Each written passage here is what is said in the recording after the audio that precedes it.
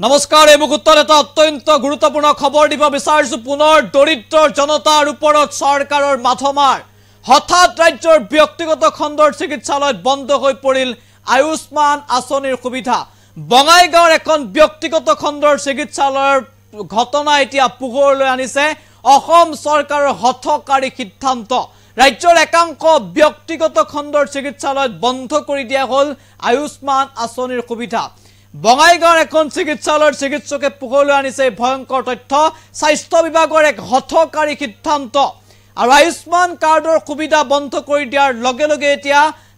ব্যক্তিগত খণ্ডৰ চিকিৎসালয়ত কোনো ধৰণৰ চৰকাৰী সুবিধা লাভ নকৰিব ৰাজ্যৰ দৰিদ্ৰ পৰিয়ালসমূহে যেটো সময়ত অসমৰ চিকিৎসালয়ত প্ৰয়োজনীয় সা-সৰঞ্জামৰ অভাৱ প্ৰয়োজনীয় উন্নত চিকিৎসাৰ অভাৱ প্ৰয়োজনীয় সা-সুবিধাৰ অভাৱ সেই সময়ত ৰাজ্যৰ দৰিদ্ৰ পৰিয়াল সদায় ব্যক্তিগত খণ্ডৰ চিকিৎসালয়লৈ উন্নত চিকিৎসাৰ বাবে যায় আৰু আয়ুষ্মান কাৰ্ডৰ বাবে দৰিদ্ৰ পৰিয়ালসমূহে এক প্ৰকাৰৰ চিকিৎসা ক্ষেত্ৰত কিছু সকাহ লাভ কৰিছে কিন্তু হঠাৎ স্বাস্থ্য বিভাগৰ ফালৰ পৰা লোৱা হঠকাৰী সিদ্ধান্ত এতিয়া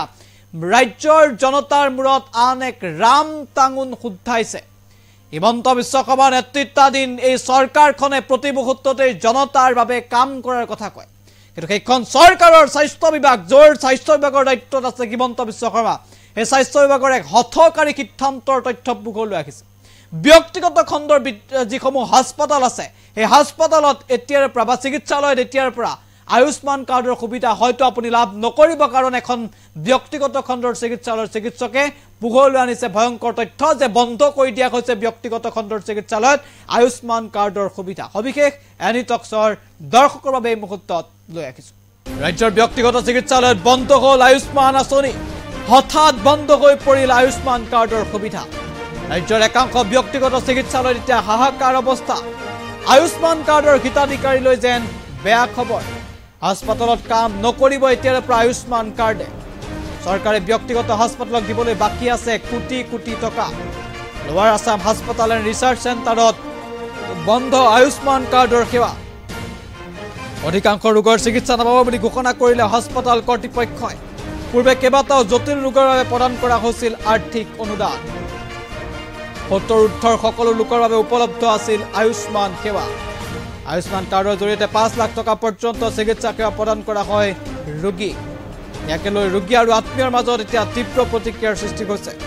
চিকিৎসালয়ৰ কৰ্তৃপক্ষৰ মতে চৰকাৰৰ পৰা পাবলৈ আছে ২ কোটিৰো অধিক টকা ধন অনাদায় হৈ থকাৰ বাবে চিকিৎসালয় কৰ্তৃপক্ষই বন্ধ কৰিলে আয়ুষ্মান সেৱা মহানগৰী গুৱাহাটীৰ কেইবাখনো ব্যক্তিগত চিকিৎসালয়ত আয়ুষ্মান সেৱা বন্ধ হোৱাৰ তথ্য পোহৰলৈ আহিছে আৰু এই তথ্য পোহৰলৈ অহাৰ লগে লগে এতিয়া মূৰে কপালে হাত দিছে ৰাজ্যৰ দৰিদ্ৰ পৰিয়ালসমূহে কাৰণ চৰকাৰী চিকিৎসালয়ত উন্নত চিকিৎসাৰ অভাৱৰ বাবে বহু লোক যায় ব্যক্তিগত চিকিৎসালয়লৈ কিন্তু ব্যক্তিগত চিকিৎসালয়ত আয়ুষ্মান কাৰ্ডৰ সুবিধা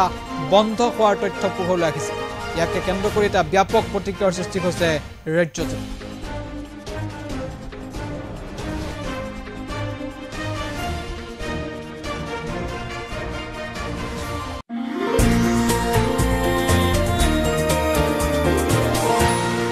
এনিটক্স